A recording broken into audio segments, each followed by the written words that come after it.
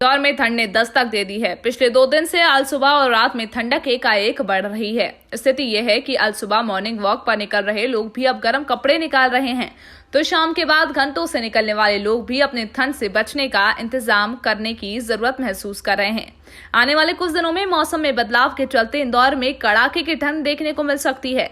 मौसम विशेषज्ञ की माने तो पश्चिम विक्षोभ अल्वीनो और लवीनो इन दिनों में डिस्टर्बेंस के चलते मौसम में बदलाव हो रहा है। एकदम से तापमान बढ़ा और या एकदम से तापमान में गिरावट दर्ज हो रही है। पिछले सप्ताह की बात करें तो मौसम 9 डिग्री 10 डिग्री के आसपास तक चल रहा था और रात का तापमान 24 से 25 डिग्री सेल्सियस तक पहुंच गया था। फिर अल्वीनो के असर के चलते तापमान में एक बार फिर बढ़ोतरी आई और न्यूनतम तापमान 10 से 11 से बढ़कर 16 डिग्री हो गया और अधिकतम तापमान 24-25 से लेकर 21 से 32 तक पहुंच गया। कुल मिलाकर रात दिन के तापमान पर 5 से 6 डिग्री का अंतर हो गया है और जिसके चलते हवा की जो दिशा पूर्व से बदलकर दक्षिण की ओर होने के चलते मौसम में उतार चढ़ाव देखने को मिला।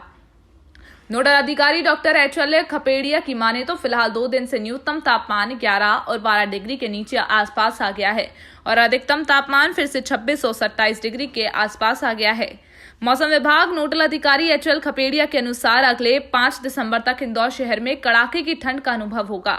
आर्द्रता है जो कि अधिकतम तापमान 21 से 22 तक पहुंच जाएगा और न्यूनतम तापमान भी 8 से 9 के करीब आएगा और जो आर्द्रता है जिसमें थोड़ी सी ज्यादा चल रही है, जिसके कारण दिन में 35 से 45% के आसपास चल रही है। फिलहाल घटकर नीचे आएगी और 5 दिसंबर के बाद कड़ाके की ठंड देखने को मिलेगी।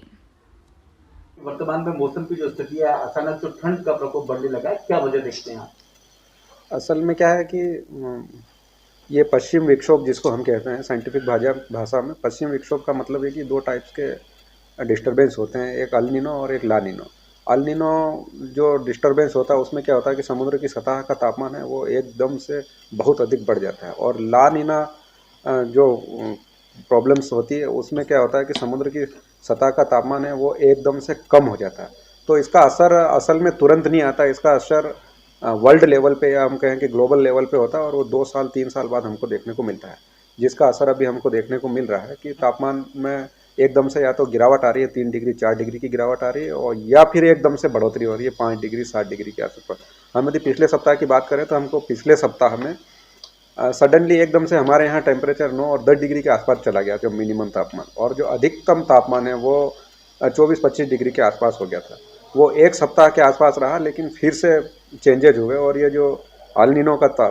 असर आया उसके कारण तापमान में फिर बढ़ोतरी आई और जो मिनिमम तापमान है वो हमारा 10-11 से बढ़कर 16 और 17 डिग्री हो गया और जो मैक्सिमम तापमान है जो या अधिकतम तापमान है वो 24-25 से बढ़कर 31 और 32 आ गए। मतलब मैक्सिमम और मिनिमम तापमान है उस दोनों में 5 से 6 डिग्री का उछाल है